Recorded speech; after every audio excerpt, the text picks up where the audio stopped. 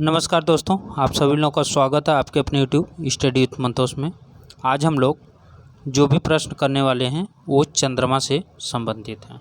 ठीक, इसके पहले हम लोगों ने बहुत देख लिया था। अब चंद्रमा से संबंधित आज के प्रश्न होने वाले हैं। ठीक, चैनल पर जो लोग नए होंगे चैनल को सब्सक्राइब कर लीजिएगा, लाइक शेयर करना मत भूलिएगा। और आज हम सीधे क्वेश्चन लेके आए हैं, वन लाइनर नहीं लाए हैं। ठीक, आइए देखते हैं। जो भी प्रश्न हैं सब किसी न किसी एग्जाम में पूछे हैं, IAS PCA TST PST, ठीक, सभी में पूछे हुए प्रश्न हैं। आज का प्रश्न है कि एक वस्तु का पृथ्वी पर द्रव्यमान 100 किलोग्राम है। गुरुत्व जनित त्वरण जो है वो G बराबर 10 मीटर प्रति सेकंड स्क्वायर है। अगर चंद्रमा पर गुरुत्व जनित त्वरण G/6 है तो चंद्रमा में वस्तु का द्रव्यमान क्या होगा? वस्तु का द्रव्यमान क्या होगा? इसका सही आंसर 100 kg है। ठीक, चलिए अगला प्रश्न देखते हैं। जो अगला प्रश्न है वो कथन और कारण से है।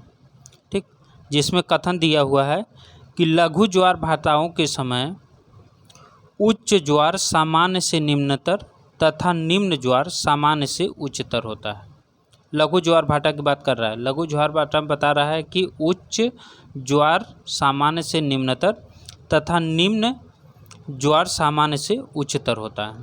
कारण बता रहा है कि लघु ज्वार भाटा बृहद ज्वार भाटा के विपरीत पूर्ण चंद्र ग्रहण के स्थान पर नव चंद्र ग्रहण के समय होता है।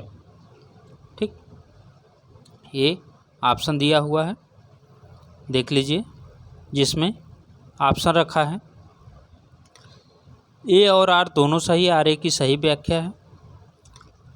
ए और आर दोनों सही, आर ए की सही व्याख्या नहीं है। ए सही है परंतु आर गलत है, ए गलत है परंतु आर सही है। इसका सही उत्तर है option number C. Option number C जो है, लघु ज्वार भाटा जो है वो उच्च ज्वार सामान्य से निम्नतर होता है और निम्न ज्वार सामान्य से उच्चतर होता है। ठीक, ये सही है, दूसरा वाला गलत है। कथन सही है, कारण गलत है। चलिए अगला देखते हैं।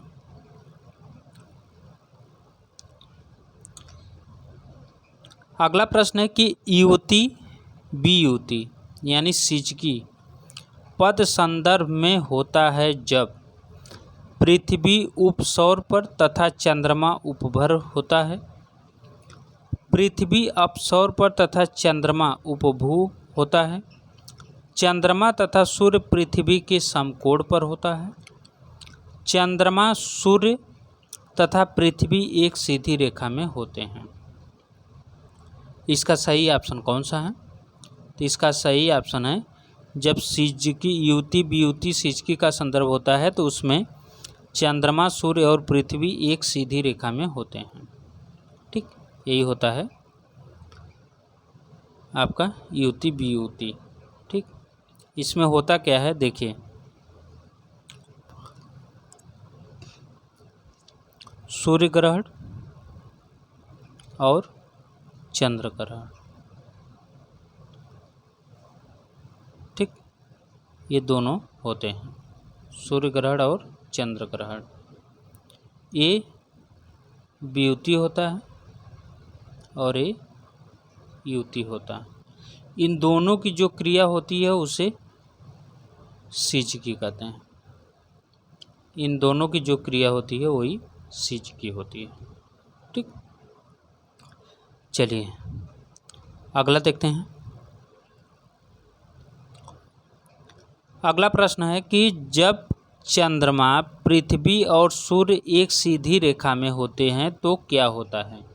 जब चंद्रमा पृथ्वी और सूर्य एक सीधी रेखा में होते हैं तो क्या होता है? लघु ज्वार आता है, बृहद ज्वार आता है, समुद्र का जल गर्म होता है, निम्न में से कोई नहीं। इसका सही ऑप्शन कौन सा हो जाएगा? इसका सही ऑप्शन है बृहद ज्वार आता है। जब एक सीधी रेखा में होते हैं तो बृहद ज्वार आता है, जब समकोण में होते हैं, समकोण में होते हैं तो लघु ज्वार आता है। ये दोनों प्रश्न पूछा हुआ है TST PST में भी। ठीक, समकोण और लघु ज्वार। जब समकोण में होते हैं तो बृहद ज्वार आता है, जब समकोण में होते हैं तो लघु ज्वार आता है, जब सीधी रेखा में होते हैं तो बृहद ज्वार में होता है। चलिए अगला देखते हैं। अगला प्रश्न है कि चंद्रमा पृथ्वी तथा सूर्य के समकोण स्थिति में होने पर समुद्र जल ऊपर उठता है, दीर्घ ज्वार आता है, लघु ज्वार आता है, इनमें से कोई नहीं। इसका सही ऑप्शन क्या हो जाएगा? अभी मैंने समकोण की बात की है तो इसमें लघु ज्वार आता है। ठीक, क्या होता है इसमें? इसमें लघु ज्वार आता है। अगला प्रश्न देखिए। महासागरों में ज्वार भाटा की उत्पत्ति के क्या कारण हैं? महासागरों में ज्वार भाटा की उत्पत्ति के क्या कारण हैं? ऑप्शन है सूर्य के प्रभाव से, सूर्य की घूर्णन गति से, सूर्य और चंद्रमा के संयुक्त प्रभाव से, गुरुत्वाकर्षण अपकेंद्री बल तथा अपकेंद्री बल से। ठीक, तो इसका सही ऑप्शन क्या हो जाएगा?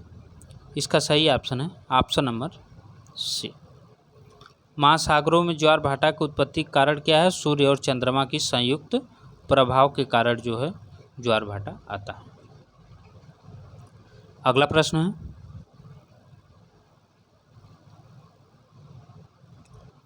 अगला प्रश्न है कि मनुष्य ने जब चंद्रमा पर कदम रखा था उस समय किसने कहा था एक आदमी के लिए यह छोटा कदम है परंतु मानवता के लिए एक बड़ी छलांग? ये किसने कहा था? तो ये बोले थे नील आर्मस्ट्रांग। कौन बोले थे? Neil Armstrong. ये यूएसए के थे और 1969 ईस्वी में ये चंद्रमा पर अपना पहला कदम रखे थे। ठीक, और चंद्रमा पर सबसे पहले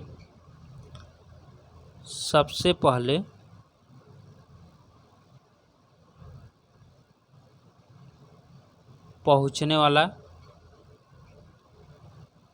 देश कौन सा है? चंद्रमा पर सबसे पहले पहुंचने वाला है ये तो ये मानव अपना गए थे ना यूएसए से। सबसे पहले संयुक्त राज्य अमेरिका सबसे पहले मानव भेजी थी, लेकिन सबसे पहले देश पहुंचने वाला था जिसका झंडा सबसे पहले वहाँ फहराया गया था वो था यूएसए। ठीक, कौन? यूएसए। चलिए अगला प्रश्न देखते हैं।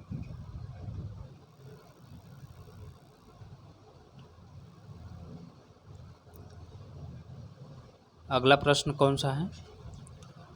आइए इसको देख लेते हैं। चंद्रमा का प्रकाश पृथ्वी तक कितने समय में पहुंचता है? चंद्रमा का बहुत बार प्रश्न पूछा गया है, बहुत कम ऐसा एग्जाम होगा जिसमें न पूछा गया ना, हर एग्जाम में प्रश्न पूछा हुआ है। चंद्रमा का प्रकाश पृथ्वी तक कितने समय में पहुंचता है? ऑप्शन है 500 सेकंड में, 400 सेकंड में, 1 घंटे में, 1.34 सेकंड में। ठीक, इसका सही ऑप्शन क्या है? इसका सही option option number D 1.34 option में। ठीक, चलिए अगला देखते हैं। अगला प्रश्न है sea of tranquility. Sea of tranquility कहाँ है? पृथ्वी पर, सूर्य पर, जुपिटर पर, चंद्रमा पर। इसका सही ऑप्शन कौन सा है? इसका सही ऑप्शन है ऑप्शन नंबर डी चंद्रमा पर। सी ऑफ ट्रैंक्विलिटी कहाँ है? तो चंद्रमा। भी इसे शांत सागर कहा जाता है। क्या बोला जाता है? शांत सागर। ठीक, चलिए अगला देखते हैं। अगला प्रश्न है चंद्रमा पृथ्वी से अधिक चमकदार दिखाई देता है। चंद्रमा पृथ्वी से अधिक चमकदार दिखाई देता है। ऑप्शन है अपसौर, उपसौर, उपभू, अपभू। तो इसमें सही ऑप्शन कौन सा हो जाएगा? इसका सही ऑप्शन है उपभू। चंद्रमा पृथ्वी से अधिक चमकदार दिखाई देता है कब? उपभू के समय, जब चंद्रमा पृथ्वी के पास होती है। और अपभू में क्या होता है? ये बहुत दूर होती है। ठीक, और अपसौर में सूर्य बहुत दूर होता है पृथ्वी से और उपसौर में पास होता है। चलिए अगला देखते हैं। अगला प्रश्न है कि एक पारसेक जो अंतरिक्ष पिंडों की दूरियां नापने का मात्रक है किसके बराबर है? एक पारसेक जो अंतरिक्ष पिंडों की दूरियां नापने का मापक है वो किसके बराबर है? ऑप्शन है 4.25 प्रकाश वर्ष, 3.26 प्रकाश वर्ष, 4.5 प्रकाश वर्ष, 3.50 प्रकाश वर्ष। इसका सही ऑप्शन कौन सा हो जाएगा? इसका सही ऑप्शन है ऑप्शन नंबर बी, 3.26 प्रकाश वर्ष है एक पारसेक जो अंतरिक्ष पिंडों की दूरियों को नापने का मात्रक है। ठीक, चलिए अगला प्रश्न देखते हैं।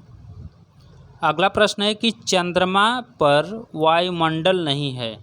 चंद्रमा पर वायुमंडल नहीं है, ये कथन है। कारण है कि पृथ्वी से चंद्रमा का केवल एक ही भाग दिखाई पड़ता है। चंद्रमा से पृथ्वी का केवल एक ही भाग दिखाई पड़ता है। इसमें ऑप्शन इसका कौन सा सही हो जाएगा?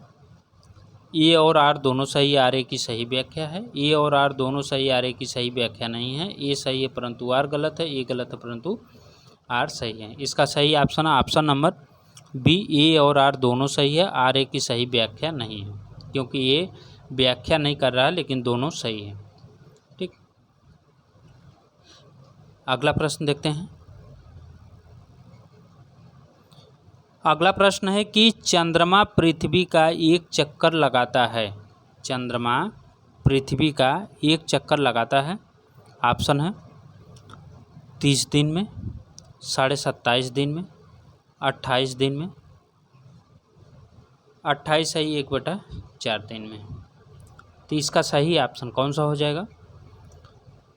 इसका सही ऑप्शन है ऑप्शन नंबर बी, 27.5 दिन में एक चक्कर लगाता है चंद्रमा पृथ्वी का एक चक्कर। अगला है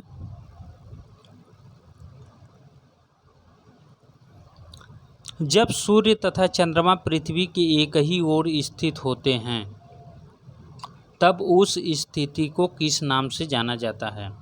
जब सूर्य तथा चंद्रमा पृथ्वी के एक ही ओर स्थित होते हैं तब उस स्थिति को किस नाम से जाना जाता है? ऑप्शन है सिजगी, युति, वियुति, उपभू। इसका सही ऑप्शन कौन सा है? इसका सही ऑप्शन कौन सा है? तो इसका सही ऑप्शन है ऑप्शन नंबर बी, युति। जब सूर्य तथा चंद्रमा पृथ्वी की एक ही ओर स्थित होते हैं तब उस स्थिति को बोलते हैं युति। ठीक, क्या बोलते हैं उसे? उसे बोलते हैं युति। चलिए अगला प्रश्न देखते हैं। अभी इस सब के बारे में मैंने चर्चा कर लिया हूँ, इस सब के बारे में बताने की यहाँ पे ज़रूरत नहीं है क्योंकि पीछे मैं इसके बारे में चर्चा कर लिया हूँ।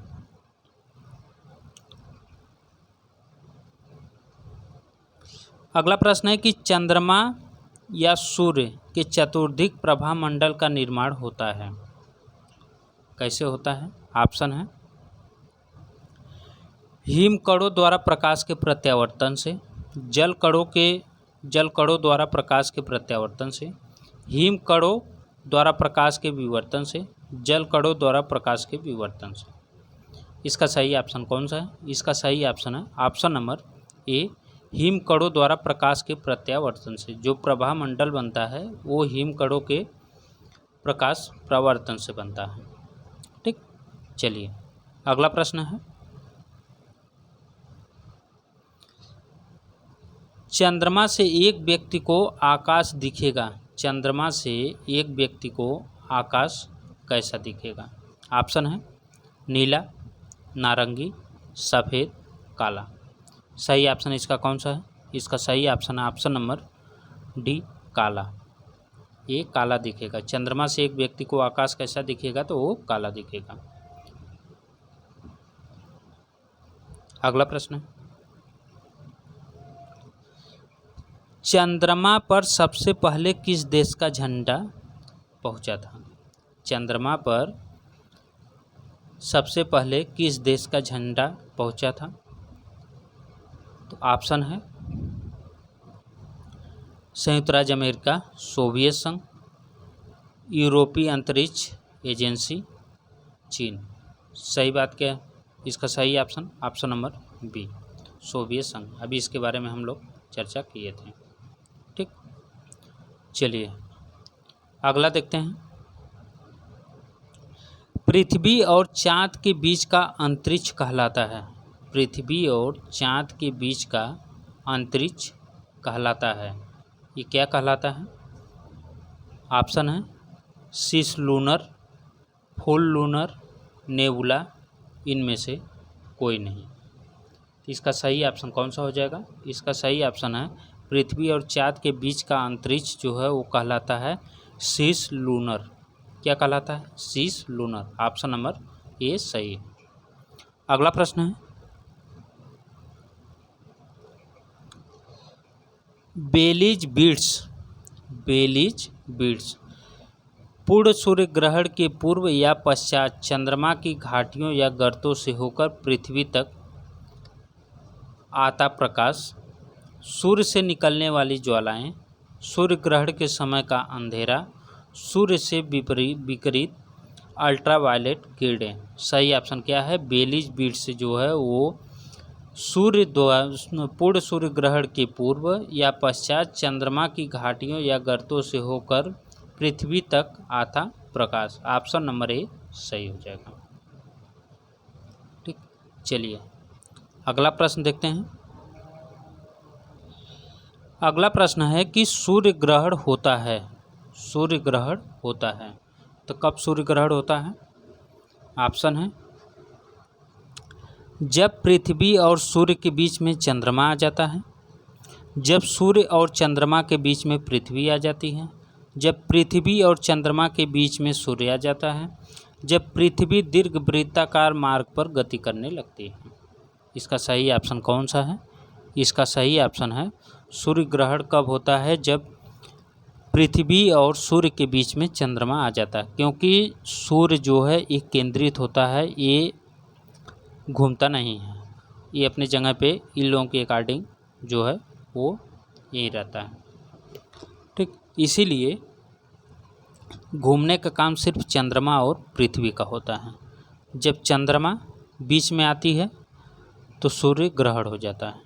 ठीक, क्योंकि ये पृथ्वी तक पहुंचने नहीं देती है इसके प्रकाश को, और जब यही पृथ्वी उठ के बीच में आ जाती है इन दोनों के, तब ये सूर्य का प्रकाश चंद्रमा तक नहीं पहुंच पाता है, तब ये चंद्र ग्रहण होता है।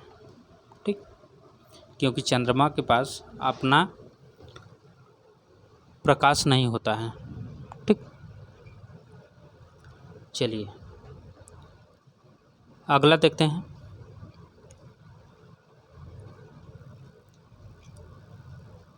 अगला प्रश्न है,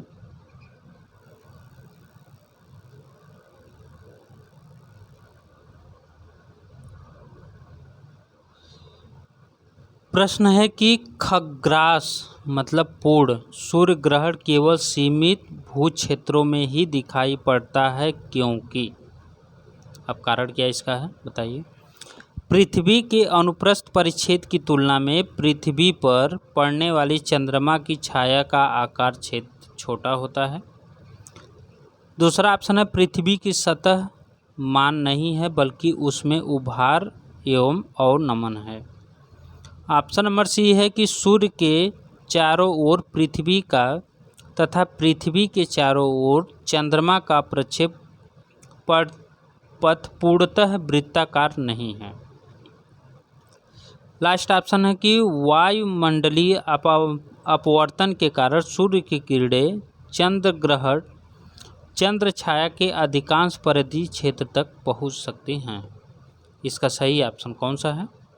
इसका सही ऑप्शन है ऑप्शन नंबर ए, पृथ्वी के अनुप्रस्थ परिच्छेद की तुलना में पृथ्वी पर पड़ने वाली चंद्रमा की छाया का आकार छोटा होता है। ठीक, चलिए अगला प्रश्न देखते हैं।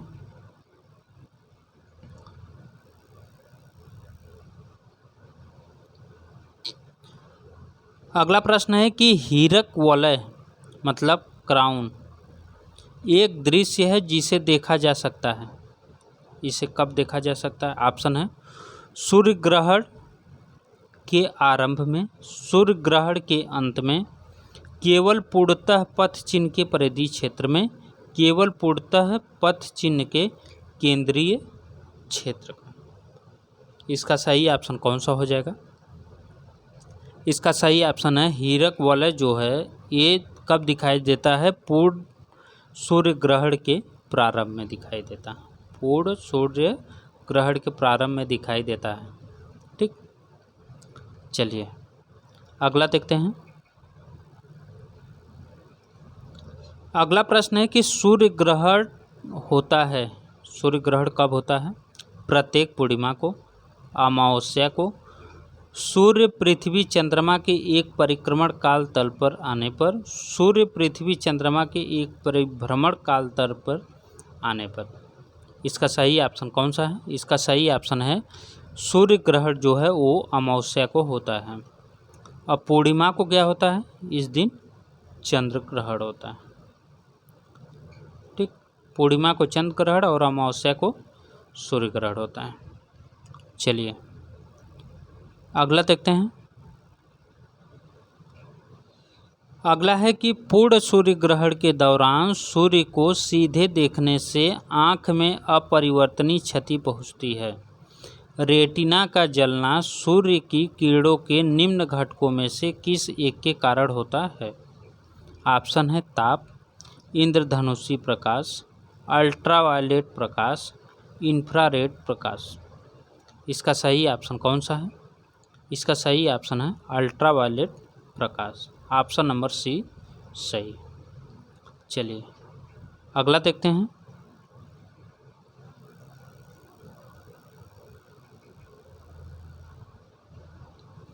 अगला प्रश्न है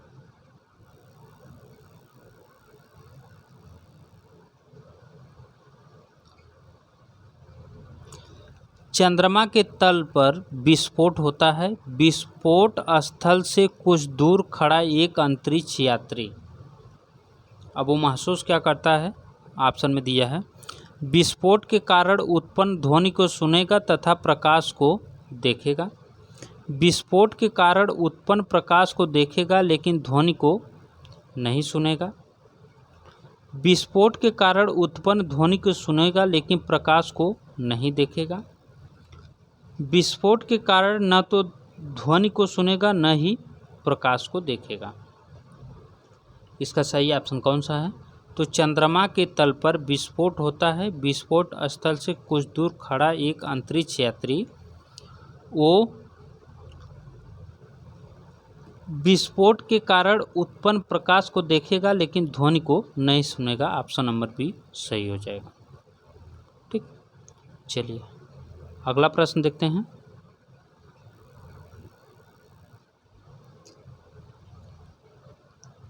अगला प्रश्न है कि चंद्र सतह पर निम्नलिखित घटनाओं में कौन सी एक घटना अवलोकित नहीं होती है? कौन सी एक घटना अवलोकित नहीं होती है? सूर्योदय तथा सूर्यास्त, सूर्य ग्रहण, धूमकेतुओं की चाल, तारों का टिमटिमाना।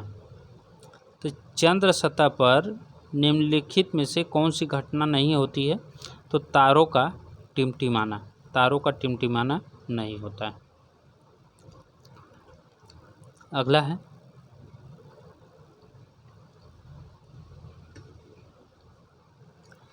चाँद का प्रयोग संचार उपग्रह के रूप में क्यों नहीं किया जा सकता?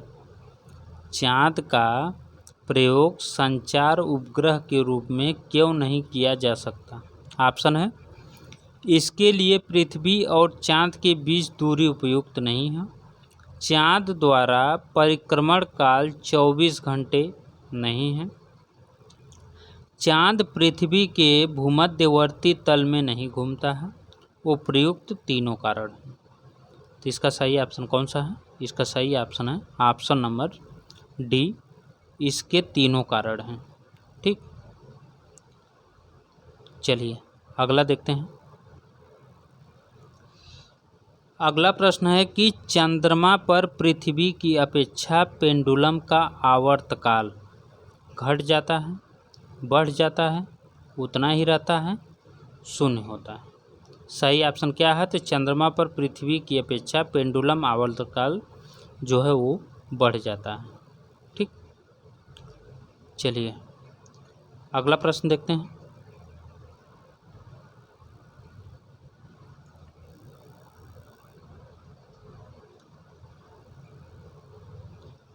अगला प्रश्न है कि ब्लू मून परिघटना होती है।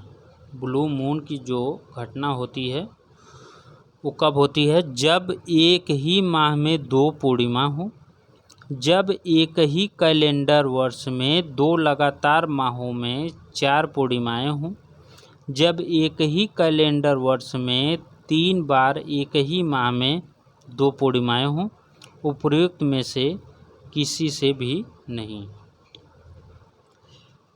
ठीक, तो इसका सही ऑप्शन क्या है? इसका सही ऑप्शन है ऑप्शन नंबर, एक्चुअली इसका ऑप्शन नंबर तो दिया है डी, इनमें से कोई नहीं, लेकिन इसका सही ऑप्शन होता है ऑप्शन नंबर ए, एक ही माह में 2 पूर्णिमाएँ होती हैं। तब जो है दूसरी जो पूर्णिमा होती है वो ब्लू मून की होती है, लेकिन इसकी जो घटना होती है 2.7156 वर्ष में होती है। ठीक, कितने समय में होती है? 2.7156 वर्ष में ये घटनाएं होती हैं। ठीक, और इसके जब एक ही माह में 2 पूर्णिमाएँ होती हैं तो जो दूसरी पूर्णिमा होती है उसी को ब्लू मून कहा जाता है। ठीक, चलिए अगला देखते हैं। अगला प्रश्न है निम्नलिखित में से चंद्रमा तथा सूर्य दोनों द्वारा पृथ्वी को एक ही दिशा में आकर्षित करने के परिणाम स्वरूप कौन सा एक ज्वार उत्पन्न होता है? फिर सुन लीजिए, पृथ्वी निम्नलिखित में से चंद्रमा तथा सूर्य दोनों द्वारा पृथ्वी को एक ही दिशा में आकर्षित करने के परिणाम स्वरूप कौन सा एक ज्वार उत्पन्न होता है? ऑप्शन है बृहद ज्वार, लघु ज्वार भाटा, उच्च ज्वार, निम्न ज्वार भाटा। सही ऑप्शन इसमें कौन सा है? इसका सही ऑप्शन है ऑप्शन नंबर सी, उच्च ज्वार। ठीक, चलिए अगला प्रश्न है।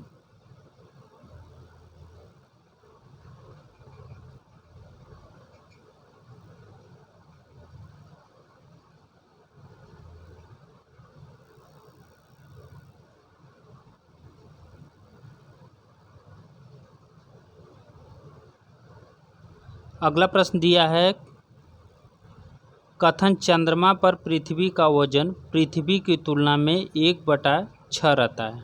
कारण है चंद्रमा पर पृथ्वी की तरह गुरुत्वाकर्षण नहीं है।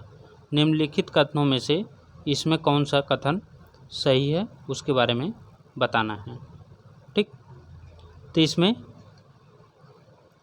दिया है कि कथन और कारण दोनों सही है तथा कारण कथन की सही स्पष्ट व्याख्या करता है। कथन और कारण दोनों सही है पर कारण कथन की व्याख्या नहीं करता है। ठीक, इसमें अगला ऑप्शन रखा है कथन सही है परंतु कारण गलत है, कथन गलत है परंतु कारण सही है। इसका सही ऑप्शन है ऑप्शन नंबर बी, कथन और कारण दोनों सही है परंतु कारण कथन का सही स्पष्ट नहीं करता है। ये रहे आज के प्रश्नों की श्रृंखला। फिर मिलेंगे हम नेक्स्ट वीडियो में, तब तक के लिए नमस्कार।